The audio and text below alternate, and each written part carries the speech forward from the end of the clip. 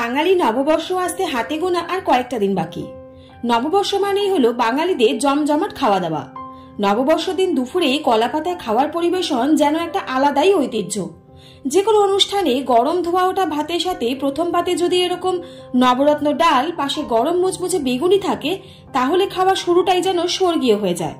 তাই আজকের রেসিপি হলো খুব সহজেই নববর্ষ স্পেশাল নবরত্ন ডাল বা ভেজ ডাল কিভাবে আমি বানিয়ে বাড়িতে পরিবেশন করি। বেগুনির রেসিপি অলরেডি আমার চ্যানেলে দেওয়া আছে, ডেসক্রিপশন বক্সে লিংক দিয়ে দেবো, চেক করে নিতে পারবেন। তাহলে চলুন আর কথা না বাড়িয়ে আজকের রেসিপি দেখে নেওয়া যাক।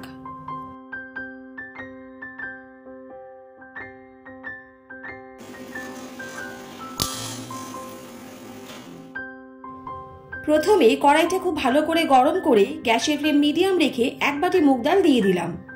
মুগ ডালটাকে এবারে প্রায় 4 থেকে 5 মিনিটের মতন গ্যাসের ফ্লেম মিডিয়াম রেখে খুব ভালো করে ড্রাই রোস্ট করে নিতে হবে। দেখুন মুগ ডালের কালারটা হালকা ব্রাউন হয়েছে আর মুগ ডাল থেকে খুব সুন্দর গন্ধ বেরোচ্ছে। ঠিক এরকম অবস্থায় আমি এর মধ্যে 1 বাটির মতন জল দিয়ে দিলাম। মুগ ডালের মধ্যে যে নোংরাটা থাকে সেটা এই জলের মাধ্যমে বেরিয়ে যাবে। জলটা খুব ভালো করে ছেঁকে নিয়ে এর মধ্যে আমি প্রায় 2.5 বাটির মতন জল দিয়ে দিলাম মুগ ডালটা সেদ্ধ হওয়ার জন্য। জলটা দিয়ে মুগ ডালটাকে সেদ্ধ হওয়ার জন্য প্রায় 4 থেকে 5 মিনিটের মতন গ্যাসের ফ্লেম মিডিয়াম রেখে রান্না হতে দিলাম।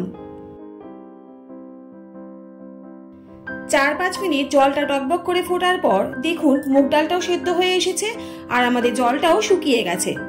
এরকম অবস্থায় এর মধ্যে দিয়ে দিলাম পরিমাণ মতো লবণ, 1 টেবিল স্পুন হলুদ গুঁড়ো। লবণ আর হলুদ গুঁড়ো দিয়ে মুগ ডাল সেদ্ধর সাথে খুব ভালো করে একবার ফেটিয়ে নিতে হবে। মুগ ডালটা খুব বেশিক্ষণ ফাটানোর প্রয়োজন নেই, কারণ এরপরে যখন মুগ ডাল সেদ্ধ করতে দেব বা সবজির সাথে মুগ ডালটা সেদ্ধ হবে তখন কিন্তু তাহলে মুগ ডালটা ওভারকুক হয়ে যাবে। মুগ ডালটা খুব ভালো করে ফেটানোর পর এর মধ্যে আমি এবার মুগ ডালটা সেদ্ধ হওয়ার জন্য পরিমাণ মতন জল দিয়ে দিলাম। জলটা দিয়ে মুগ ডালের সাথে খুব ভালো করে একবার মিশিয়ে নিতে হবে। এর মধ্যে আমি এবার 4-5টা চেরা কাঁচা লঙ্কা দিয়ে দিলাম আর মুগ ডালটাকে প্রায় 10 মিনিটের মতন সেদ্ধ হতে দিলাম। এবারে অন্য একটা কড়াইতে সবজিগুলো ভাজার জন্য কড়াইতে প্রথমে পরিমাণ মতন সর্ষের তেল দিয়ে দিলাম। সর্ষের তেল খুব ভালো করে গরম হয়ে গেলে ফোড়নে দিয়ে দিলাম তেজপাতা, শুকনো লঙ্কা এবং 5 ফোড়ন। ফোড়নে সুন্দর একটা গন্ধ বেরালে এর মধ্যে সব সবজিগুলোকে দিয়ে দিতে হবে। সবজিগুলো দিয়ে তেলের মধ্যে প্রায় 5 থেকে 7 মিনিট খুব ভালো করে একবার ভেজে নিতে হবে। এবার এর মধ্যে দিয়ে দিয়েছি পরিমাণ মতো লবণ, 1 টিস্পুন হলুদ গুঁড়ো। লবণ এবং হলুদ গুঁড়ো দিয়ে সবজিগুলোকে আরো 3 থেকে 4 মিনিট ভেজে নিতে হবে। সবজিগুলো হালকা ভাজা হয়ে গেলে এর মধ্যে এবার দিয়ে দিচ্ছি 3 টেবিল স্পুনের মতন আদা, জিরে এবং কাঁচা লঙ্কা বাটা। আমি এই সবকিছু একসাথে বেটে নিয়েছিলাম। এই বাটা মশলার সাথে সবজিগুলোকে খুব ভালো করে কষিয়ে নিতে হবে। আমি এখানে বাটা মশলা ইউজ করেছি, আপনারা কিন্তু এখানে জিরের গুঁড়ো ইউজ করতে পারেন। এবারে দিয়ে দিলাম স্বাদ মতন চিনি। মিষ্টিটা অবশ্যই আপনাদের টেস্ট অনুযায়ী দেবেন। চিনিটা দিয়ে সবজিগুলোকে আমি আরো কিছুক্ষণ কষিয়ে নিচ্ছি। অন্যদিকে দেখুন আমাদের মুগ ডালটা সেদ্ধ হয়ে গেছে। এবারে ওই ডালের মধ্যে আমি এই সবজিগুলোকে দিয়ে দিচ্ছি। মুগ ডালটা এখানে একটু বেশ পাতলাই রেখেছি। যদি আপনাদের সেদ্ধ করার সময় ঘন হয়ে যায় তাহলে আপনারা জল কিন্তু অ্যাড করতেই পারেন।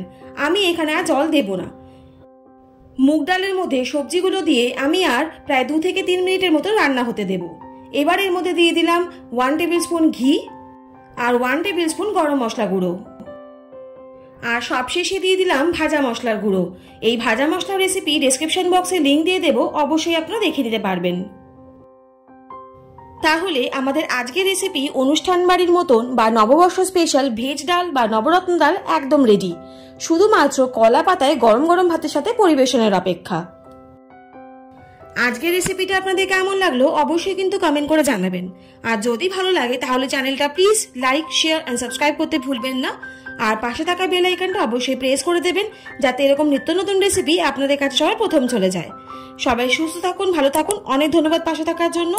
দেখা হচ্ছে নববর্ষ স্পেশাল নেক্সট এপিসোডে। ততক্ষণের জন্য টাটা।